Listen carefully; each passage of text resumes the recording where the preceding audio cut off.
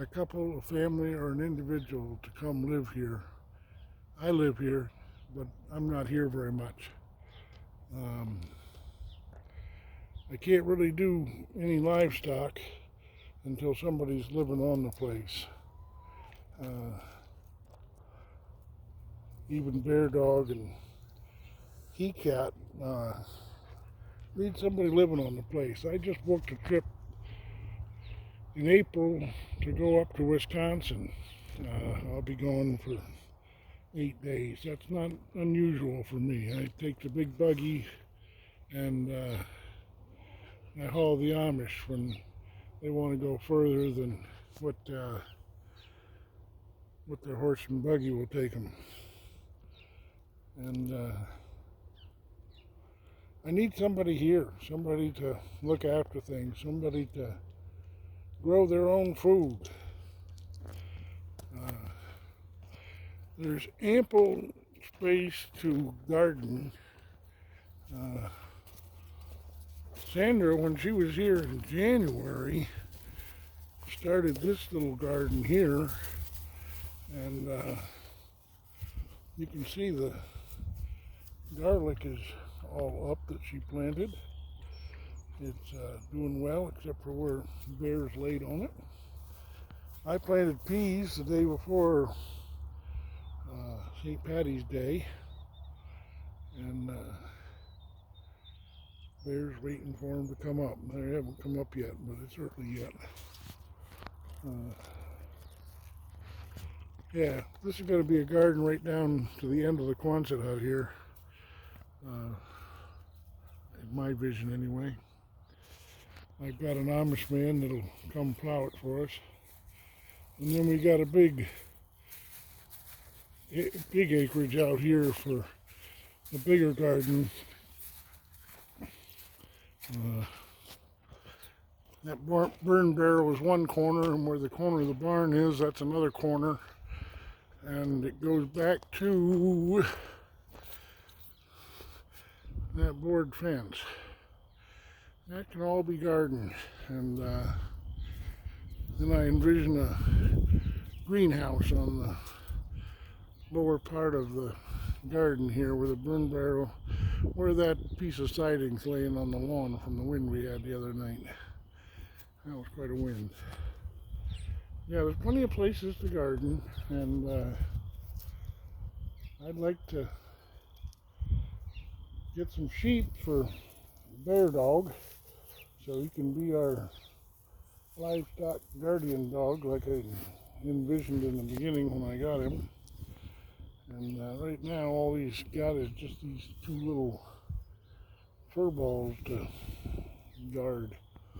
But when somebody is living here, we can get some more critters. We can get, I've got 2 sheep all promised me, but I can't take them until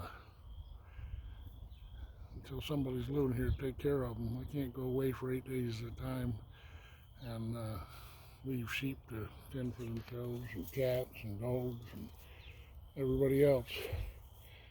I envision pigs. Pigs would do a good job on working up this garden. They should be here right now. This is the time of year when you put pigs on your garden, get them working it up, move them over, and oh, I can see how nice a garden that would be if we could, if we had somebody here that wanted to learn to grow their own food. I envision a dairy cow, a Jersey. One of the Amishmen that raises Jerseys, he's actually showed me a Jersey cow that is just now bred, just recently bred, and but we get milk out of her through the summer, and that milk could be used to train up an ox. I don't want to raise an ox. 2 ox is oxen, 1 ox is an ox. But a team or a single. I've done it before, I want to do it again. It's a dying art that not many people know or understand. Yeah, I'd like to, but I can't do that by myself. I was born in 1951. I'm getting old. I can't do as much as I once did. I can see that the crib door blew off in the wind the other night. I'd like to put that back up today. I'd like to do a few minor repairs to this corn crib. It's the oldest building on the place, and I'd like it to look nice. Yeah, there's so much to do, but Monday morning is typically, this week is typical. I have a 4:30 pickup. It used to be 3:30, but somebody changed the clocks without consulting me at all. But the clocks have been changed for some reason that I don't know. And now the Amish don't change their clocks. But I gotta go pick them up at 4:30 in the morning. And that's typical. Then I have a run starting at 3 in the afternoon that'll last until I'm guessing between 9, 10, and 11 at night. That's typical. And Wednesday I'm booked. Friday I'm going to the horse sale. Wednesday I'm looking at trees. So I'll be gone Wednesday from before daylight to just before dark. Well, nowadays I don't know. The sun doesn't go down forever these days. But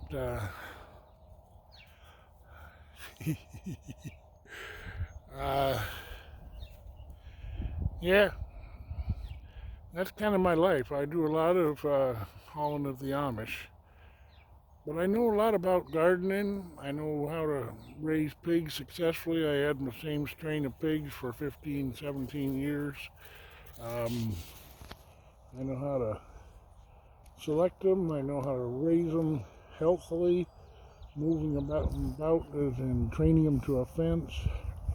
I know how to slaughter them, butcher them. I'm not too actually good on the actual butchering end of things. I'd like to be better on that, but there's stuff for everybody to learn. A big part of this farm is YouTube. I'd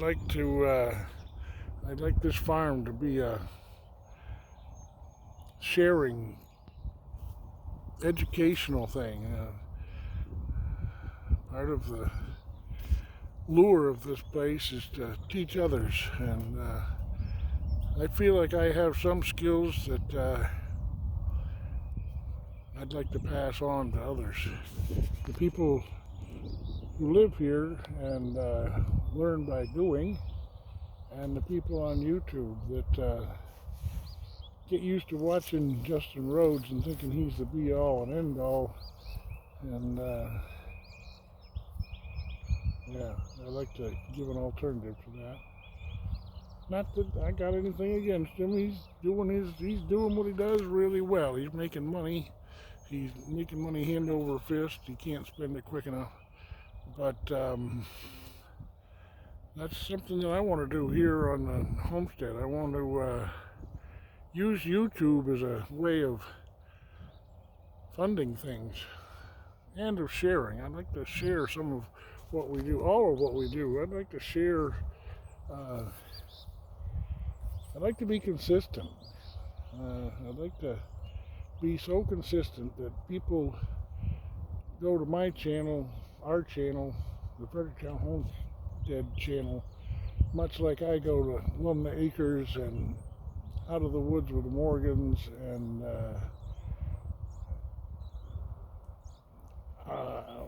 Out of the Woods is, that's one, and what's the Morgans called? But Mike Morgan and Melissa Morgan, I always watch for their channel. And Art and Bree, I want to be one of those channels that so many people, when you look at the number of likes, they've been on there for, the post has been up for less than 20 minutes, and there's a K after the number of posts on their videos. That K means there's 3 zeros, 1,000 likes, and sometimes there's like 30,000 likes on, or views on a video. That kind of views is a way to pay for things. People will come to you and offer you things to demonstrate. There's no vehicles on this place other than big buggy and the dead Ford that's in the barn there. The dead Ford, hey, if you're a mechanic, get that thing running. And I've heard many people say that could be a real workhorse, but I'm not the right kind of mechanic to get a dead Ford going. It's got a hoe on it and a loader, 2-wheel drive. But if we had a big YouTube presence, we could get. Mike Morgan has 2 tractors, a backhoe, a sawmill, 0-turn mower, and I think the only thing he paid for amongst all that was the backhoe, and he got a deal on that because he's in cahoots with Kubota.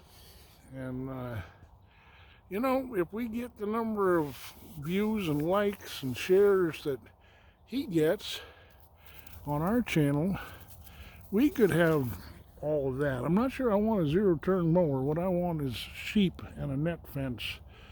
I'd like to get in cahoots with Gallagher, or second best would be Premier One. I'd like to put a 15-joule fence charger in the barn with a light facing the house so that we can see when it's active. 15 joules will work even when it's off, actually. If a pig has touched a 15-joule fence, they're going to think long and hard before they touch that fence again. And yeah, 15 joules is the way to go. These little solar chargers with 1.2 joules maximum, some of them only have 1 joule or even less than that. They'll try it and see it. Oh, wait, it's on. I see. All right. Or, oh, it's off. I can just walk right under the wire. But no, a 15 joule fence is the way to go. Plugged into the mains. I'm not one of these off-grid people. I'm into using what technology we got, including the grid.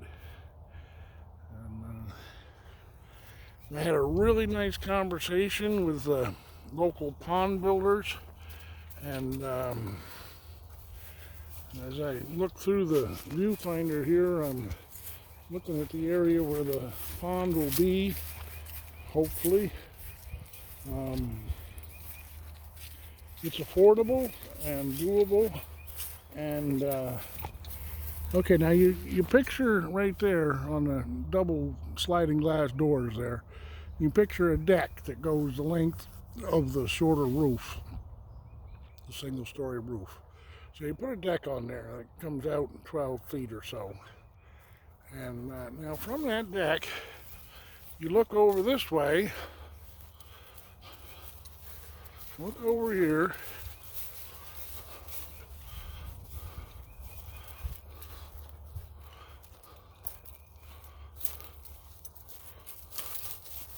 The top end of the pond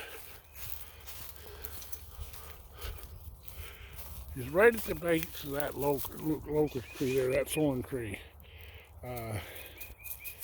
That tree there grows thorns. I don't know if you can see them on the video, but it's a thorn tree, locust tree. And but right there is the base of at the base of that tree is where the top end of the pond vision. Get me to scan out here. Okay, so there's one pond. And there's another tributary just over that bank that comes down. And the land we have to use goes straight out in front of me here. But what bars us from getting there in any reasonable way is these two draws. There's this one and the bigger one beyond. So there would be a double pond, two dams, each fed from a different water source. And the bottom dam would be a road to get across to where you see the horizon there, the hardwood on the horizon there. There's another 40 acres we can use out there. From the road out to the end of that board fence there, that wide for 3/4 of a mile, or 2/3 of a mile or something, down the road, the next road down.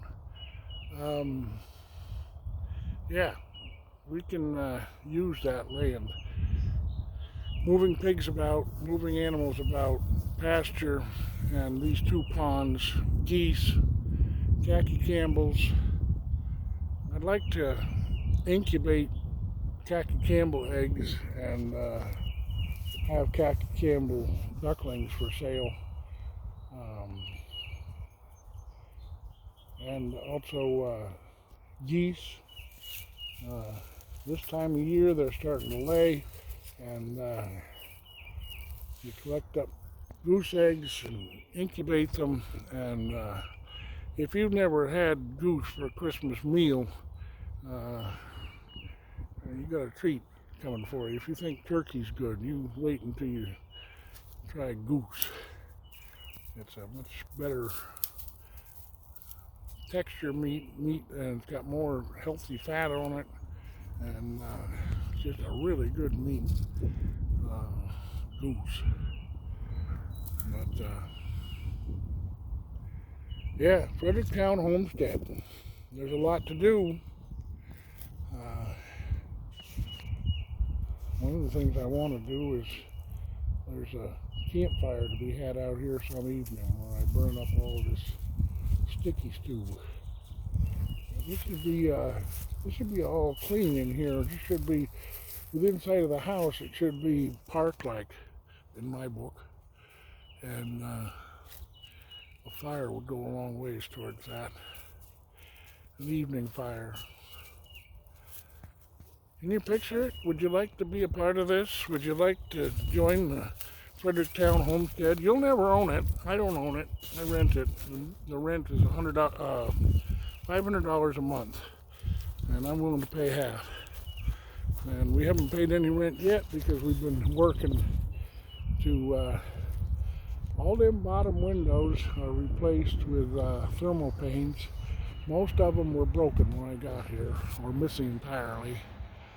Upstairs, all the windows are good, pretty much, but they also need replacing. And any work we do on the house goes towards our rent, and it's $500 rent, and I've agreed to work for the landlord for $12.50 an hour.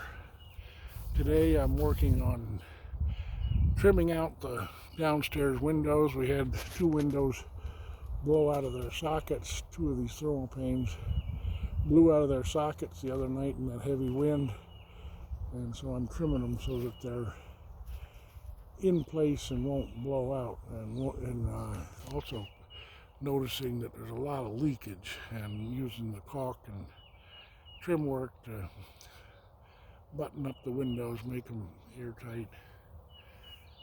We got washer dryer down in the basement, not hooked up. I don't know about a dryer, but the dryer doesn't work, I've been told, but all it needs is a simple fix. But I'd like to see a clothesline run from the deck here that doesn't exist yet out to the ridge pole of the barn, and that could be our clothes dryer on a pulley. You use the pulley to harvest the wind. This stone right here covers up the leach field tank for the septic system, and we have really no septic system on this house right now. So one of the things on the list of things to do is to rent from the same people that build the pond rent a mini hoe and build a septic leach field. I'd like to run one of them little hoes like Mike Morgan's got for long enough to get pretty good at it and do a few things with it, including this leach field. I was thinking that I could build the ponds with it, but I've been told by the experts who build ponds that it'd be cheaper and you'd have a better pond when it's all over if the experts do it. We had a electronic transit here and we shot levels and figured out where the pond would be, and oh, it was just such a delight. But somebody's got to live here. Somebody's got to be here. I can't do all this myself. As we come out here, you get that corner fence post there. Well, the pond is going to go just beyond that. It's going to come right up to there. And it's going to be big. It's going to be over a quarter of an acre in this top pond. The bottom pond will be smaller. And the dam for it will be straight out where we're looking here, in line with the fence post. And there'll be a road for our ATV, like Josh from what's it called, Stony Ridge Farm. ATV like he has. Look at all the vehicles he has. But yeah, so we can go across there and go to our acreage. There's no good having acreage that you can't get to. But use pigs to clean up these old weeds. This place hasn't been farmed in 9 years. I burnt off the weeds on here on another video, and it's greening up now. It needs pigs on it. Boy, it needs pigs on it right now. Come join us. You see that little building out beyond the barn there? That's a piggery. That would house our sows, 2 sows through the winter. And you breed them on my birthday, and you got pigs ready to go about 2 weeks from now or a week from now, right in this period where pigs are going at 80 to 120 bucks for a weaned piglet. That seems like a good business venture to get into, have 2 sows through the winter. And yeah. And then right in the early spring, you could have your pigs out here on ground. In Ohio, we have a very early spring compared to New Hampshire. And yeah.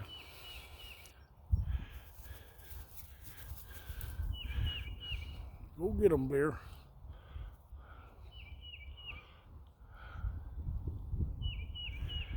Come join me here. Give me an email at jbthemilker@gmail.com. That's JB, like in just beautiful. JB the THE Milker, MILKER @gmail.com. And I'm pretty good about answering my mail. Give me an email. Find me on Facebook. Follow Fredericktown Homestead on YouTube. And if you'd like to come join us here, I live here, but I'm not here very much. But I really need somebody to live here full time. See, Roger, he built a hoop barn greenhouse attached to the house right there in January and February, and he's already got greenery growing in it, but he abandoned it and the wind got it. And yeah, you got to be here full time. You got to be able to be here and fix things as they go wrong, and create things and learn things and teach things and film things and post things. And yeah, this is a project. It's looking for somebody to come be on the farm. could be a couple, it could be a family, it could even be an individual, I don't know. But whoever it is, got to have a desire to raise their own food, to be here on the farm. I need somebody that'll be here and look after things when I do the trips. Right now I got the trip to the Outer Banks booked, one to Florida, one to Wisconsin, and more trips are coming in all the time. That's what I do, is I go on these long trips, and I need somebody here. I've farmed at 11 different farms, gardened at 11 different gardens, and raised pigs, raised dairy, raised beef, goats, sheep, waterfowl, meat birds, egg birds. One of the things I want to do here is raise up egg birds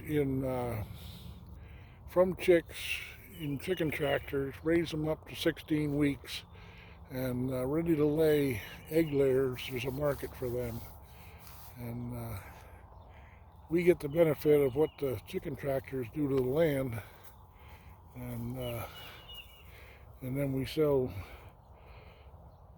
birds ready to lay. And I'd like to do that. I'd like to do meat birds. Cornish crosses is one way to go, but I kind of like the more pure breeds, but I'm willing to go either way. Cornish crosses have the advantage that in 8 or 9 weeks you got a 5-6 pound bird in a chicken tractor with very little work other than moving them and feeding them and watering them. And you can have in one chicken tractor you can have enough birds to have chicken once a week for a year. 2 chicken tractors, you got 2 chickens every week for a year. And I can see easily tending to 4 chicken tractors, one with layers and 3 with meat birds in them. And slaughtering birds, butchering birds, harvesting birds is not rocket science. I've done it on, let me count them, 1, 2, 3, I guess I've butchered, harvested, slaughtered, eviscerated, plucked birds on 4 different farms. And in each case we're doing our birds before lunch, and yeah, you can easily do 100 birds in a day, a short day, and still have time to do other stuff.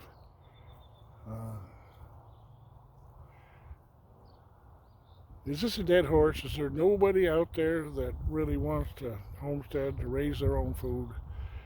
I'd like to pass on my knowledge and my experience to somebody, including the YouTube world. Contact me, jbthemilker@gmail.com. All right, God bless.